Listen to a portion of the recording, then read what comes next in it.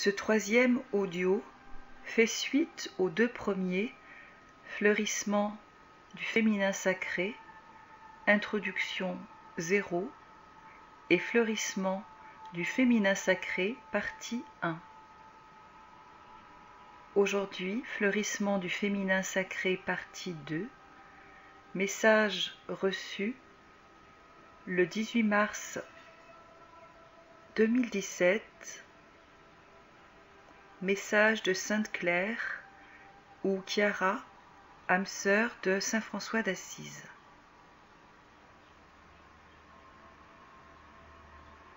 Bonjour du matin, empreint de la lueur des étoiles et de la lune.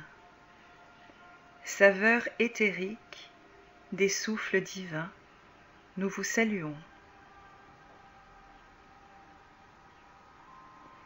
Le premier âge de l'enfant incarné peut s'étendre de 0 à 8 ans.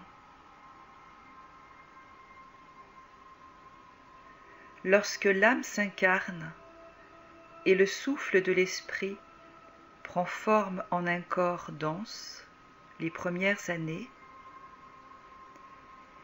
même si le voile de l'oubli recouvre la plus grande partie de l'esprit de l'être en incarnation, celui-ci se souvient et a des flashs, durant son sommeil, des plans de conscience étrangers à la Terre.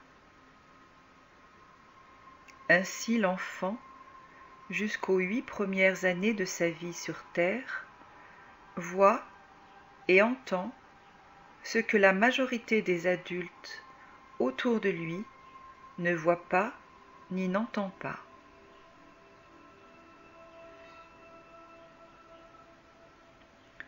Son ego n'a pas de consistance et il vit selon son intuition et son cœur dans l'instant présent.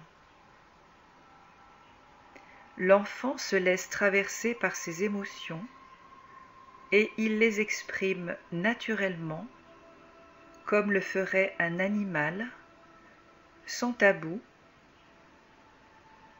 jusqu'à ce qu'il pressente que ses parents ou éducateurs jugent son comportement comme étant non adéquat à la société.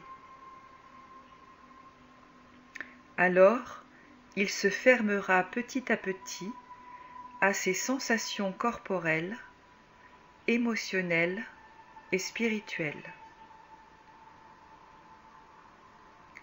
L'enfant entend et voit.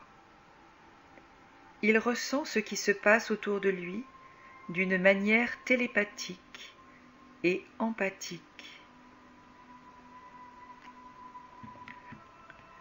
On ne peut pas le tromper. Vous pouvez essayer de lui inculquer une règle. Il percevra plus facilement ce qui se cache dans votre cœur. Votre intention pure et réelle, et surtout si vous avez de l'amour sincère envers lui ou pas.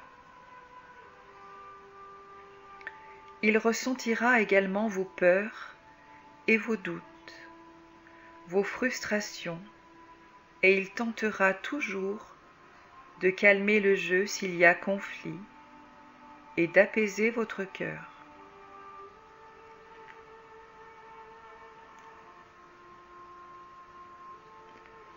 Le cœur de l'enfant est pur. Alors, me direz-vous, il est certains enfants qui s'amusent à maltraiter les copains ou les animaux, ou qui se complaisent parfois dans des attitudes choquantes. Ceci est le résultat d'attitudes envers eux, qu'ils jugent injustes et qu'ils ne comprennent pas. Tout pour eux se doit d'être réalisé dans l'amour. Mais lorsque le monde qui les entoure ne correspond pas à ce qu'ils ont au fond de leur être et qu'ils connaissent intrinsèquement, ils ne comprennent pas et sentent une profonde frustration et humiliation de n'être pas aimés à la mesure de l'amour qu'ils portent en eux.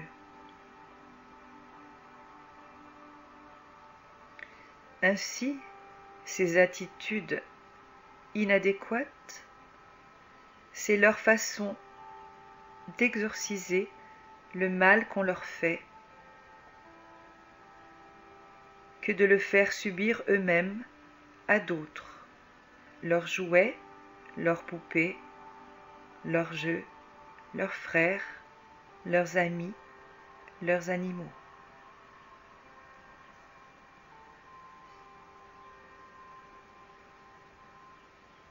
Parfois, certains enfants n'exprimeront pas ce mal reçu et appliqué aux autres par eux.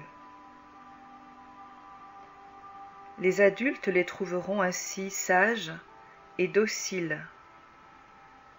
En réalité, ces derniers ne peuvent pas exorciser immédiatement le mal qu'ils ressentent, et alors ils s'auto-puniront eux-mêmes. Ainsi, toutes sortes de traumatismes commenceront à enfumer l'esprit de l'enfant et à posséder le corps physique qui se traduira par des maux physiques et psychiques.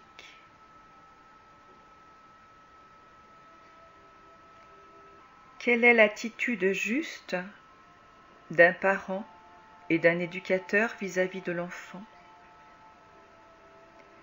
L'attitude juste de tout parent et éducateur serait que, tout d'abord, ils soient eux-mêmes débarrassés de leurs traumatismes de l'enfance et des traumatismes intergénérationnels. Que le parent ou l'éducateur soit le plus souvent possible dans son cœur et non dans son raisonnement. Que le parent ou l'éducateur soit conscient et responsable, qu'il connaisse les lois universelles. De cette manière, la relation à l'enfant sera plus authentique et saine. Vous voyez donc l'importance de se révéler soi-même à sa grandeur d'âme, l'importance de purifier votre esprit et de le fortifier.